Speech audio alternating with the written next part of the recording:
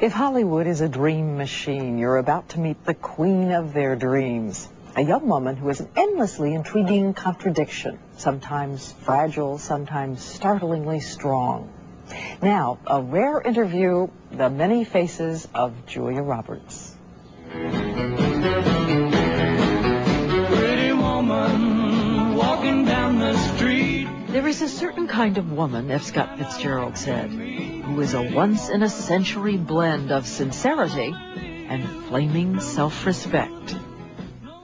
When you meet her, here's what surprises you. She's tall, very tall, and that delicious playfulness with words. Here, Julia Roberts describing heaven. There would be music. There would be dancing. Everybody would have wings in any color, in like their favorite color, right? And you can eat whatever you want and be skinny.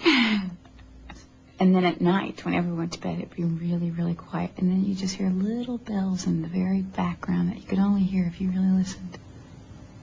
And that would be good. But watch the clouds roll in at the mention of an earthly scourge. Do you hate the press? No. Fed up?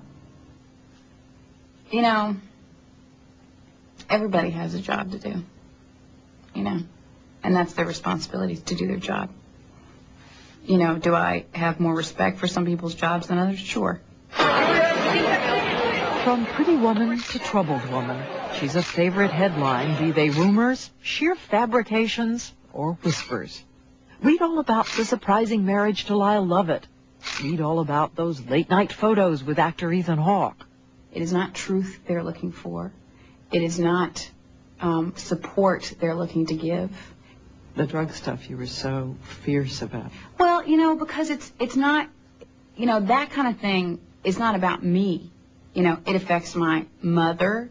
It affects my sister and the girls that she goes to school with. And, you know, it takes on this whole big life because I rest very securely in my truth.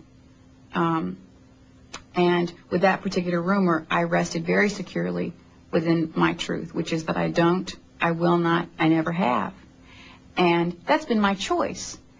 It's no big noble statement on my part. You know, it's just a choice. Did you know photographers were there when you were dancing with Ethan Hawke? At a certain point, sure, yeah. You know, I did put my head down, which ended up being sort of the most provocative picture of the night. But my night didn't come to a screeching halt because it's my night. And he was there, and, you know, right on, brother. And I do it again, you know. I'm trying to, like, dance as much as is humanly possible these days, you know, with as many different people as is humanly possible. You want to dance later? It's, you know, I mean, that's because, you know, you have to move into life, not away from it. And you didn't say to yourself, oh, no, this is going to be misunderstood by somebody I care about? Well, quite frankly, I didn't. And maybe it's because I'm stupid, or maybe it's because I give them too much credit. I really didn't think it would be that big of a deal. Does it mean from now on you have to worry all the time about what might be implied by Absolutely it? not.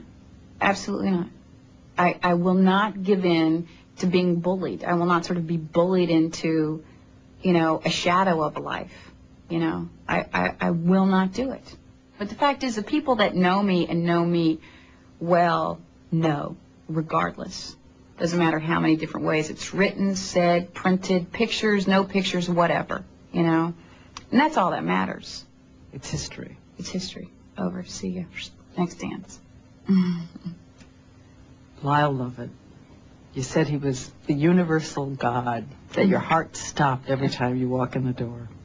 Still true? Oh, yeah. Oh, Lyle's one of the all-time great men. He's like a man for all time. He sort of transcends trends and eras, and, you know, that's what makes him so great at what he does and who he is. And the marriage? The marriage is ours. You know, it's ours, and we have been put in a very unfortunate situation of feeling like we have to defend ourselves, and you know, it is our choice as two people, like everybody else, to keep our private life private. I got some pictures. Oh, no. I want to show you. Oh, God, I love this. So embarrassing. come on. But you know what? I mean- look, this is like I look like a big clock, and it's painted on my sweater. Look at that And- face. Yeah, well. Okay. This is your consolation. Oh, better. A little bit better. No clocks, you see? It gets, Right. Without the clock, it's better. No glasses. This dress.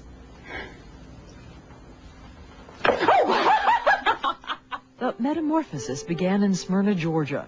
Her parents divorced when she was only 4. Her father died of cancer 4 years later.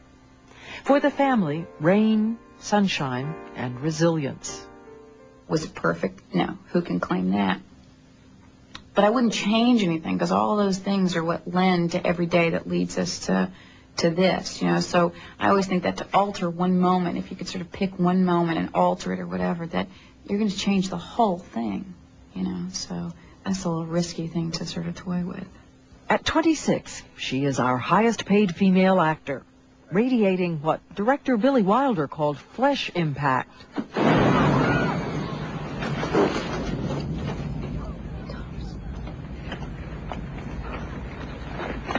Oh, my God! Oh, my A woman with the ability to make people watch. And now, a woman with the ability to make Hollywood listen. We'll kiss goodbye. I'll see you soon. Are there things that make you angry? Yeah. What do you mean? About being female. I mean, about the way it is to be female. Well, yeah, not angry, frustrated. And sometimes when you push that idea of your opinion about something, then, you know, everyone thinks that, like, you know, oh, gosh, she's ranting, she's raving, she's, you know, bitching, she's throwing her weight around, whatever. And I do think that more often than not that's because I'm a girl. You know, I think that if I was a guy, I would be, you know, aggressive and deep and visionary and all those sort of fantastic things that I can be even with, like, you know, curves. So. Her new film, I Love Trouble, is about rival Chicago newspaper reporters, an attempt at old-fashioned romantic comedy. I think we're in some kind of trouble here. With that offbeat leading man, Nick Nolte. You have zero chance of scoring here. Trust me. Move on. I'm sorry. Where'd you say you're from? Bitchville? You said of Nick Nolte that he can be completely charming and completely disgusting. You know, he's like one of those boys in the playground that would, like, come up to a girl with, like, a spider or something, and, you know, like that kind of disgusting. But, you know, and a great sense of energy that goes with that, a great sense of sort of play and sort of, you know, joking around on the set. You think that's about it, trouble-wise?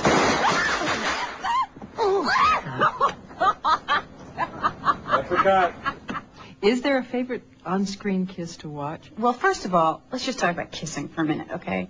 Because I think kissing is desperately underrated. Desperately. Kissing and holding hands, desperately underrated in life. If we all kissed more and held hands more, the world would just simply be a better place. That's what I have to say about kissing.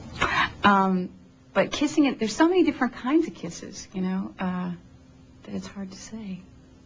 I can't think of, like, a favorite. The pressure is on. What's your favorite? It's One-Eyed Jacks. You've never seen One-Eyed Jacks. Marlon Brando goes out to this rock, and he picks her up sort of by the small of the back and kisses her.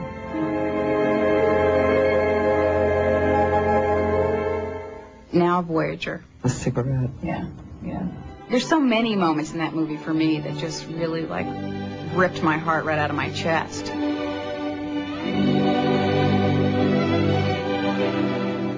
But I'm a complete and total 100% sucker for a romance.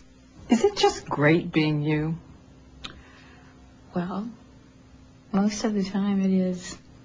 Yeah. What do you like to do when you go home? The real you at home, then?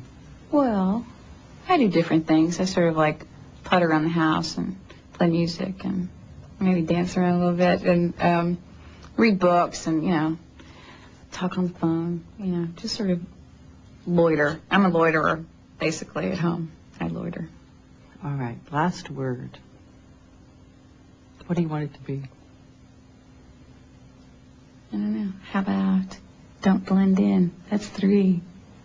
That's 3 words. Those are good words.